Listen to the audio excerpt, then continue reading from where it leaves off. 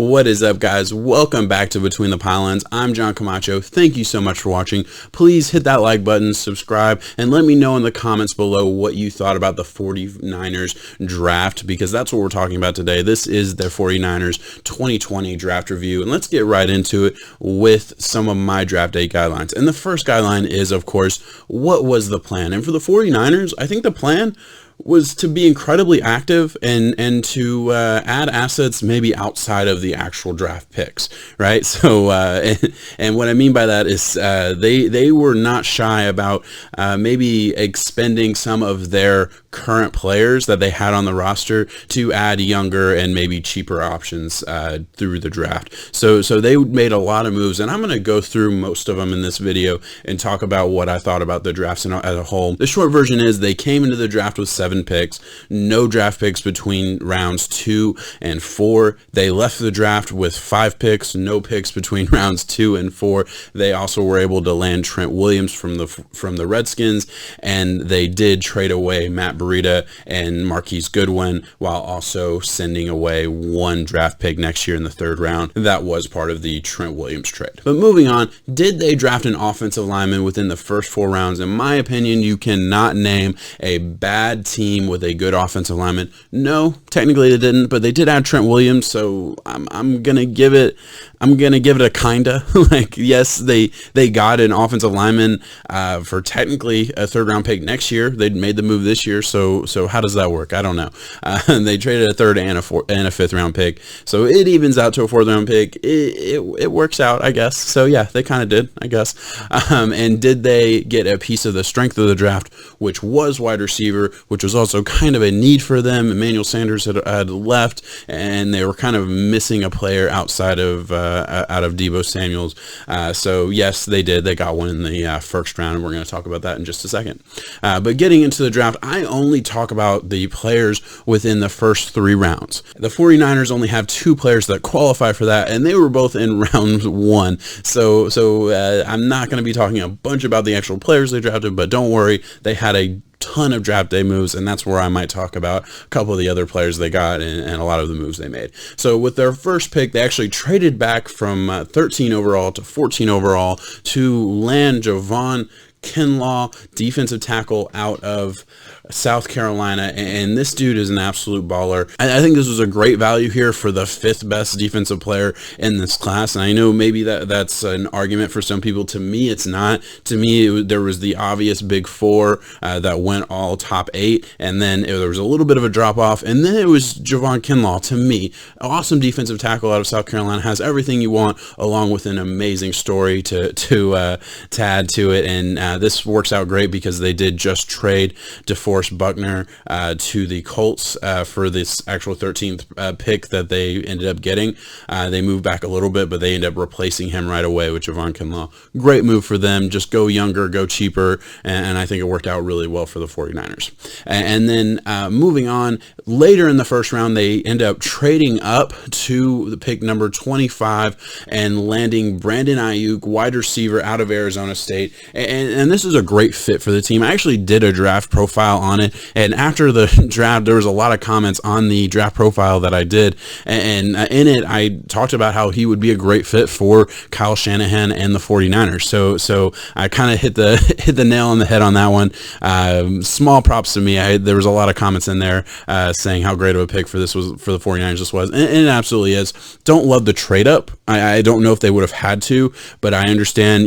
I think this was clearly a guy that the 49ers had a very high grade on. I think that's probably why they passed on wide receiver at 13 or 14 overall, and ended up going back and taking Brandon Ayuk. I think for them, they looked at a guy who was still a really good route runner, still a really, really good player, and they had the option at 14 to take Jerry Jeudy, a really good route runner, very explosive player, and I think they took the Jerry Jeudy light with Brandon Ayuk. I don't think there's a huge difference for the 49ers specifically. I'm not saying as a player. I'm saying fit in the scheme. There's not going to be a huge difference or a huge drop off in the amount of production that either player would have had. I hope it doesn't sound like I'm saying Brandon Ayuk is better than Jerry Jeudy. I'm not. I'm saying that for this 49ers system, for this scheme, it makes sense to me that the 49ers would value them very, very closely, and that they would not see a huge drop off from the two players. They're similar styles, and it's going to fit very well in that scheme. Great pick for the 49ers. Let's move on to some of the actual trades that they made. And we are going to kind of go back over that trade in the first round. They did trade the trade down one pick and land an extra fourth round pick to move down one pick. My theory about this, and granted I do not know this for sure, my theory is they probably had a couple offers for that first round pick. I can imagine a team like the Dolphins was probably very eager to move up and land the 13th overall pick and get one of the top four tackles in the draft. And I think instead they talked to the Buccaneers and said, hey, we really like Javon Kinlaw here. We don't want to move out of this range of the draft, but we can't say no to the Dolphins. Are you willing to give us something to move back down just a little bit? Give us a fourth round pick. We'll move down one. We'll still get our guy. You'll get your guy. Everyone's happy, right? That's what they did. I think it works out. I love trades like that. They did a very similar trade for Solomon Thomas a couple years ago. Hopefully this trade works out better than the Solomon Thomas trade did, but I mean, that's all hindsight. But moving on to the second trade in the first round for the 49ers, they did trade up from pick 31 to 25 with the Vikings, and they gave up the first round pick, number 31 overall, obviously, and a fourth and fifth round pick. This was really good value, I feel like, for the 49ers. I mean, as far as draft day value, not bad at all. They essentially traded the fourth round pick that they had gotten from the Bucks earlier in the draft and a fifth round pick to move up and land their guy in the first round. So great value. I think the Vikings were clearly looking to trade down. My theory on this is the Vikings were probably targeting Jeff Gladney no matter what, either at 25 or later on. And they probably saw Jeff Gladney as a guy that was going to be there at the beginning of the second into the first round range. And they pretty much took whatever offer was on the table, and the 49ers were able to move up without giving up a lot of value. Now, from the standpoint of a team that didn't have a draft pick between rounds 2 and 4, and from a team that all the rumors were that they wanted to move back, before they traded with the Colts and earned that extra first round pick, they were looking to move out of the first round altogether to gain a second, third, or fourth round pick and add a little bit more value to the draft. Obviously, they do make that trade with the Colts, and they get an extra pick in this draft, and they actually move down, earning an extra fourth round pick. But the fact that they moved up in the first round, basically making that trade null and void, and losing an extra fifth round pick along with it, it's a little bit surprising. I'm not saying it's a bad thing. I'm just saying it's surprising for a team that, they did make it to the Super Bowl. I get that. They're a really good football team. I'm not trying to say they're not. They were actually my pick to go to the Super Bowl at the beginning of last season, so I was actually really excited when they made it, and it made me look kind of smart. But this is not a team without holes.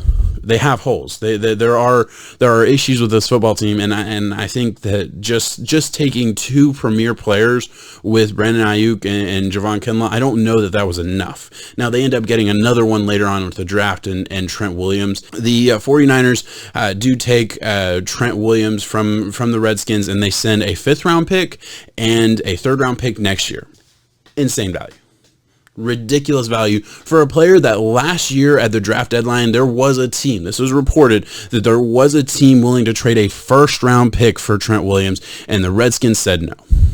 The 49ers able to come into this draft with 2 first round picks and not another pick until the 5th round, and come out of this draft with 3 locked and loaded starters. So, I mean, right there, you're done. Great value. You got to love it. They did make a couple other moves that I think are worth talking about because they did trade some more commonly known names. In the 5th round, to gain an extra 5th round pick, they make a deal with the Dolphins, sending Matt Breida to the Dolphins for the 153rd pick in the draft, which was a 5th round pick. And I think this was actually a good move for both sides. The 49ers can pretty much do it with anybody. They proved that. I mean, they're getting a lot of value out of undrafted guys and guys like that. That's what Matt Breida was at one point. And the Dolphins were probably looking around in the 5th round and said, hey, we were kind of hoping to get a running back in the draft, and the board didn't really fall our way. We need to make a move. Can we get Matt Breida on the cheap? So it just kind of worked out for both sides. I like the move for the 49ers because Matt Breida, as talented as he is and as trusted as he was throughout his run with the 49ers, I mean, it was very clear if you look at the snaps and everything along those lines. Kyle Shanahan really liked Matt Breida as a football player, but he was often injured. He struggled to stay healthy consistently, and I think that is probably the most valued trait in a running back is the ability to stay healthy. And I mean, Matt Breida is a one-trick pony, so I don't think the 49ers are losing out a ton on the player. There's a lot of guys out there that can do what Matt Breida does, and with the 49ers system and just the way Kyle Shanahan schemes up plays, he doesn't need a world beater to run the football. He just needs a guy who can follow the scheme and follow the blocking. That's pretty much all he needs. So trading a guy who probably wasn't in the long-term plans for an extra pick makes a lot of sense. And the last thing I want to talk about is the trading Marquise Goodwin to the Eagles. They essentially traded him for what is the equivalent of a 7th round pick. So to me, a 7th round pick is about nothing. So very little value for Marquise Goodwin here. Eagles get a player who is very fast and when he's on the field has some potential, but he's been in the NFL for a long time and has never really been able to live up to the potential we all saw as a former Olympic track guy. Just a speedster. He's never really been able to stay healthy. They do trade the 49ers essentially trade up in the 6th round, swapping 6th round picks and sending the Eagles Marquise Goodwin in return.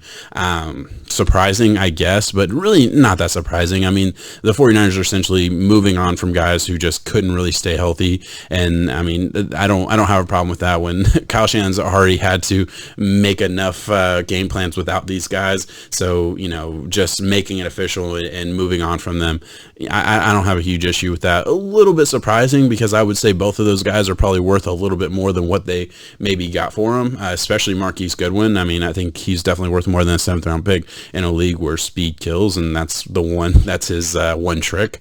So a little bit surprising, but not something I have a huge issue with. As far as my favorite move in the draft, my favorite move is still taking Javon Kinlaw. I actually really love both of their 1st round picks. I love the trade down, gaining an extra 4th round pick to take the guy you're going to take anyway. I gotta love that, and it just seems like it's instant value.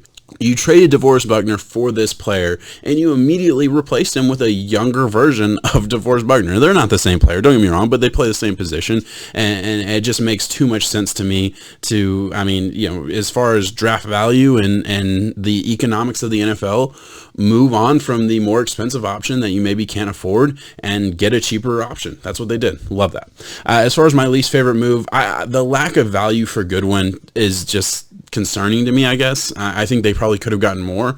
If I'm a GM, I probably look at Goodwin as a guy who I would have valued for a 5th round pick, and I'm just talking as another GM that maybe would have looked to trade for Goodwin. I think I probably would have given up a little bit more than the equivalent of a 7th round pick. Bravo to the Eagles for making that deal happen, but for the 49ers, I think I probably would have held on to him just for even if he never catches a ball, whenever he is healthy, he does have that game-breaking speed, and that has to be accounted for every time he's on the field. So I think that's worth a little bit more than the 7th round pick they got. And my biggest surprise is not getting a pick between rounds 2 and 4. And again, this was just more based on the smoke we were hearing. Everything that was coming out of 49ers and coming out of San Francisco was that the 49ers wanted to move back. The 49ers were looking to move back. Now, granted, when that's the narrative, it's kind of harder to move back because the value obviously would go down from teams that are looking to move up. Hey, you want to move out of here anyway. We're not going to give up premium picks. But all in all, I am going to give this grade an A.